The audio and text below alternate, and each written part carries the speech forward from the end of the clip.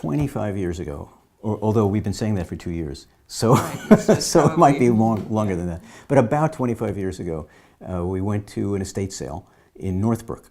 And a man by the name of Irv Leyden had passed away, and we knew him. He was a psychologist who also collected photographs.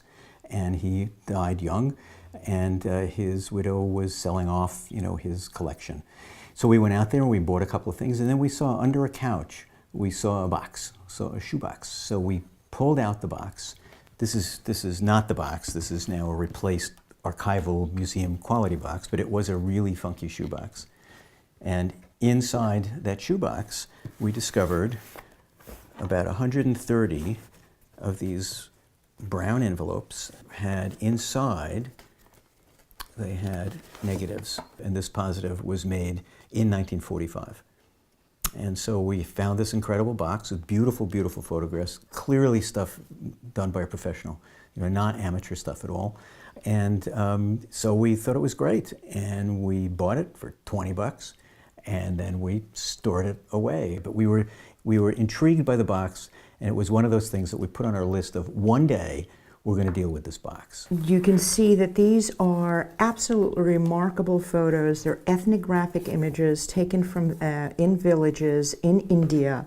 We didn't know where, we just knew that there were villages, temples. After doing some research, every photograph has on it 10th PTU, then it has a date, it has a number, and then it has kind of a description on it. And 10th PTU we found was the 10th Photographic Technical Unit. Our theory is that this was a photographer. He was in the US Army, and he was taking reconnaissance photos, but then he had some extra time, and in his spare time he went out and took these photos. So we were able to spend 5 months, 5 months in India, doing research, going to archives, trying to figure out what does this stuff mean, giving sites. presentations, giving workshops, talking to students, working with artists, giving talks everywhere. And it's really amazing how these photographs have taken on a complete life of their own. It's almost like we kind of like pushed them out there and then kaboom. And then we started thinking, and we thought, now, wouldn't it be really interesting if we approached a group of Indian artists and with these photographs, and let's see what they would come up with. And we started thinking and talking about doing some kind of a cross-cultural project, exploration between Indian artists and ourselves. The ultimate goal is to have assembled these artists, and then to have each of these artists do their take on, on these pictures, to be inspired by them.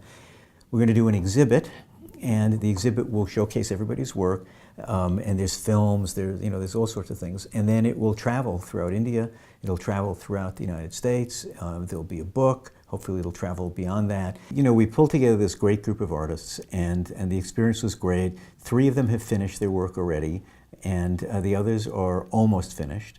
We gave them a deadline of November. And, so 10 Indian artists and then ourselves. And the goal is to see, do we see similarly, do we see differently? We want to have workshops and programs and lectures that go along with this so that people can really explore it. And I guess, as Jerry was saying, the bottom line is, those of us who live with this stuff, we know that this is alive. This is not some stupid little flat piece of tiny paper. It's a universe, and that's the stuff that we're excited about exploring.